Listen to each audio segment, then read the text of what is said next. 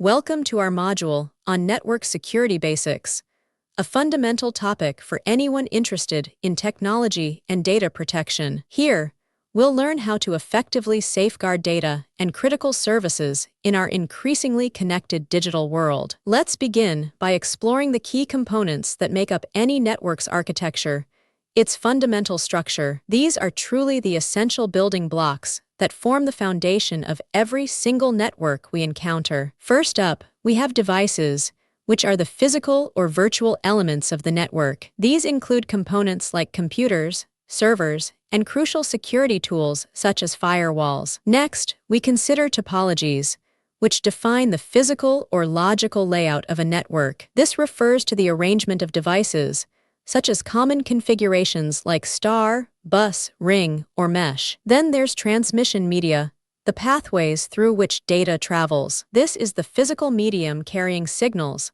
like various types of cables or even wireless connections. Finally, we have protocols, which are the common language of networks. These are the crucial rules defining exactly how data is transmitted, formatted, and processed across the network. Now, let's explore the four key types of networks that connect us in various ways. These network types are designed to connect different scales and serve distinct purposes. First, we have the local area network, or LAN, familiar to most of us. A LAN covers a very limited geographic area, typically within a single building or campus. It's designed to connect devices together within a relatively small, confined physical space. Then there's the wide area network, or WAN, which is much larger. A WAN spans truly large geographic areas, often connecting different regions or countries. It's used to connect multiple offices across cities, states, or even continents. Next, we have the Virtual Private Network, or VPN,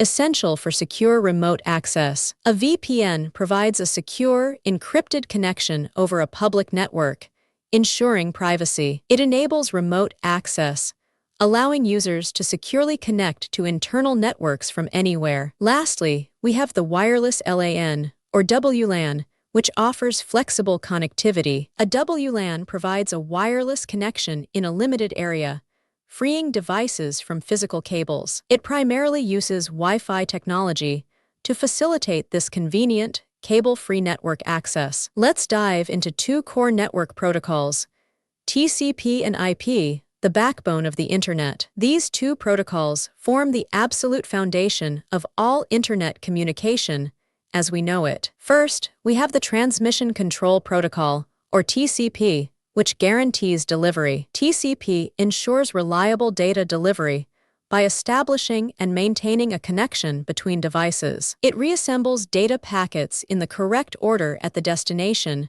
preventing corruption. TCP also handles flow control and error correction, making sure data arrives intact. Then there's the Internet Protocol, or IP, which handles addressing and routing. IP addresses and routes data packets across networks, ensuring they find their way. It defines unique device addresses, commonly known as IP addresses, for identification. IP essentially guides packets from their source to their intended destination across the Internet. Beyond TCP and IP, several other essential network protocols are crucial for daily operations. You can think of these protocols as radiating outwards, supporting various network services. First, we have HTTP, the Hypertext Transfer Protocol, fundamental for web browsing. HTTP is responsible for transmitting web pages and other content over the Internet. Next is FTP, the File Transfer Protocol,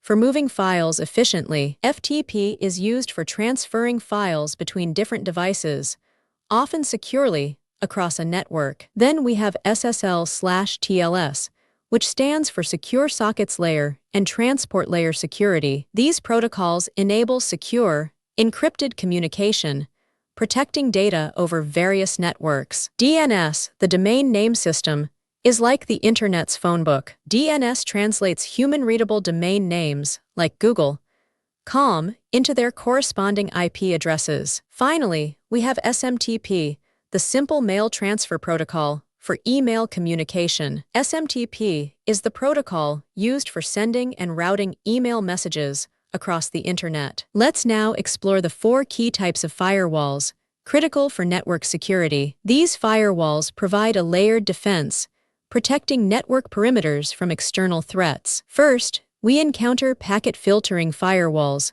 offering a basic level of defense. They provide basic rule-based blocking, allowing or denying traffic based on simple criteria. These firewalls examine the IP address, port number, and protocol of each data packet. Next, we have stateful inspection firewalls, which are more advanced. Unlike basic filters, they track the state of active connections, improving security decisions. This allows for a much more thorough inspection of network traffic, enhancing protection. Then there are proxy firewalls, which act as an intermediary for network requests. They serve as an intermediary for requests from internal users to external resources, and vice versa. Crucially, they hide the internal network structure, adding an extra layer of anonymity and security. Finally, we have next-generation firewalls, or NGFW, offering comprehensive protection. NGFW perform deep packet inspection,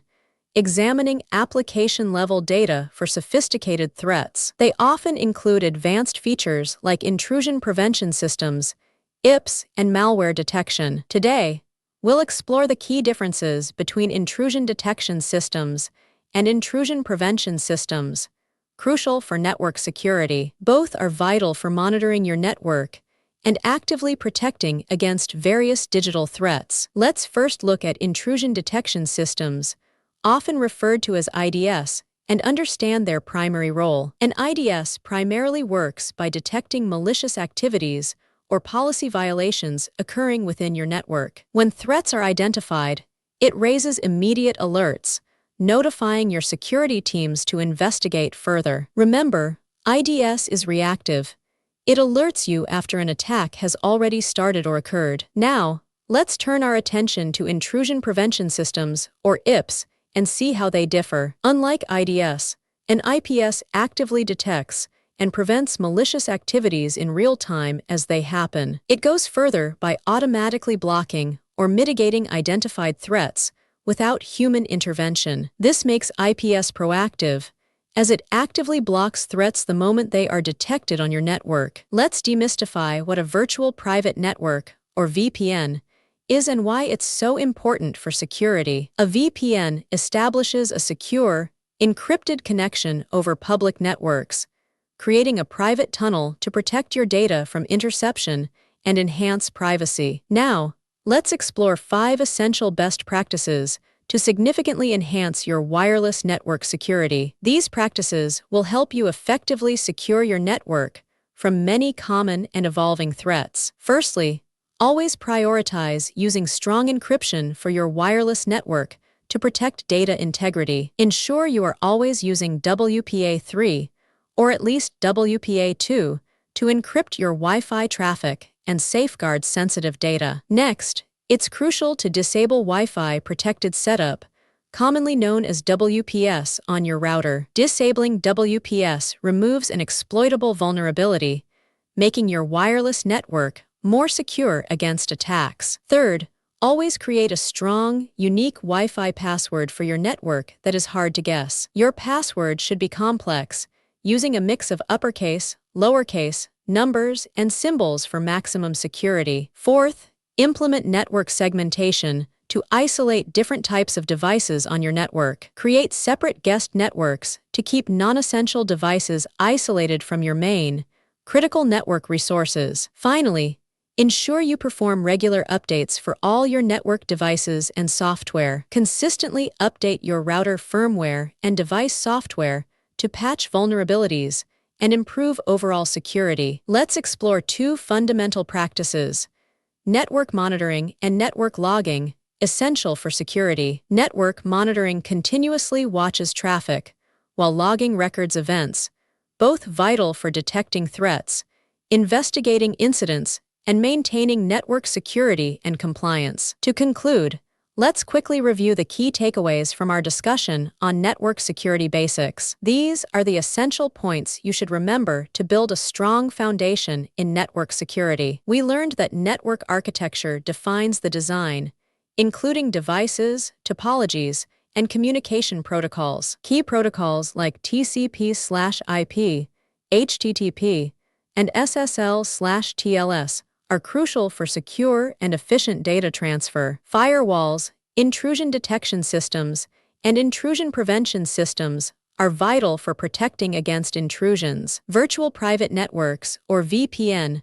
offer secure, encrypted remote access to vital organizational resources. For wireless security, strong encryption, unique passwords, and regular updates are absolutely vital. Finally, network monitoring and logging are indispensable for proactive threat detection and effective incident response.